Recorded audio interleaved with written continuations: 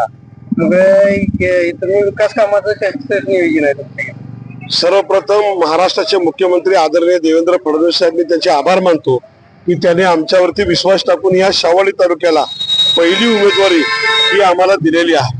आणि ह्या उमेदवारी शेतकऱ्यांच्यासाठी, कष्टकऱ्यांसाठी, कामगारांच्यासाठी, शोषितांच्यासाठी ही उमेदवारी महत्वाची ठरणार आहे. की आजची निवडणूक जर तुम्ही बघितलं असाल तर तालुक्यातील सर्व गोरगरीब शेतकऱ्यांनी, कष्टकऱ्यांनी, कामगारांनी हातात घेतलेली आहे की आज तालुक्याची परिस्थिती काय आहे हे आपल्या माध्यमातून जनतेपर्यंत जाणं गरजेचं आहे. ज्या तालुक्यामध्ये छत्रपती शाहू महाराजांचं वास्तव्य होतं, शिवाजी महाराजांच्या, छत्रपती शिवरायांच्या पदस्पर्शाला पाहून झालेला तालुका आहे, परंतु आज त्या तालुक्याची अवस्था अशी करून ठेवलेली आहे राजकारणी लोकांनी. या तालुक्याचं ग्रामपंचायत कार्यालय भाड्याच्या घरात आहे, या तालुक्याचं कृषी कार्यालय समोर आहे ते भाड्याच्या खोलीत आहे, या तालुक्याचा पोस्ट ऑफिस भाड्याच्या खोलीत आहे, या तालुक्याची जिल्हा बँक भाड्याच्या खोलीत आहे, या तालुक्याचा रजिस्टर ऑफिस भाड्याच्या खोलीत आहे, या तालुक्याची जिल्हा बँक ऑफ इंडिया भाड्याच्या खोलीत आहे. म्हणजे असा तालुका पहिला तालुका आहे महाराष्ट्रामध्ये ज्या तालुक्याची सगळी सरकारी कार्यालय ही भाड्याच्या खोलीत आहेत. मग तुम्ही विकास कोणता केला?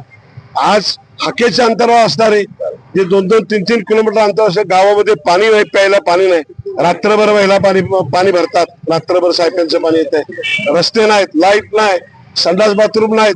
तुम्ही विकास कोणाचा केलेला आहे?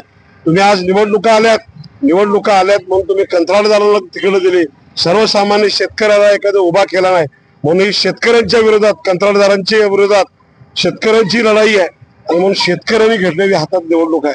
आणि या निवडणुकीमध्ये सर्वसामान्य शेतकरी बाहेर पडलेला आहे की आज रात्रभर शेतकरी पाणी पाजत होता, रात्रभर त्या ठिकाणी शेतकऱ्यांना त्रास होत होता. आम्ही या ठिकाणी काम सुरुवात केलं तर शेतकरी जन आक्रोश मोर्चाच्या माध्यमातून त्या ठिकाणी शेतकऱ्यांना दिवसा लाईट चालू केली. आज सुखाने शेतकरी रात्री घरात झोपतोय. वाड्या वस्त्या, दलगरवाड्या प्रचंड वाईट अवस्था की आज त्याच्या जबाबदारी घेणार कोण?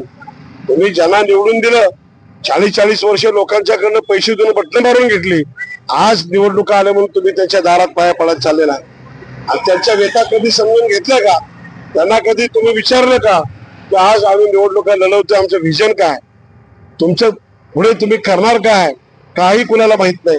आणि म्हणून एक चांगलं व्हिजन घेऊन या तालुक्याचं कायापालट करण्यासाठी देवाभाऊंचा आशीर्वाद घेऊन आमच्या तालुक्यातील सर्व अंबाड मतदारसंघाचा मला फक्त 2 वर्ष द्या, 2 वर्ष मी साक्षीने आपल्या सगळ्या या 2 वर्षात या अंबाड मतदारसंघाचा कायापालट करून देतो.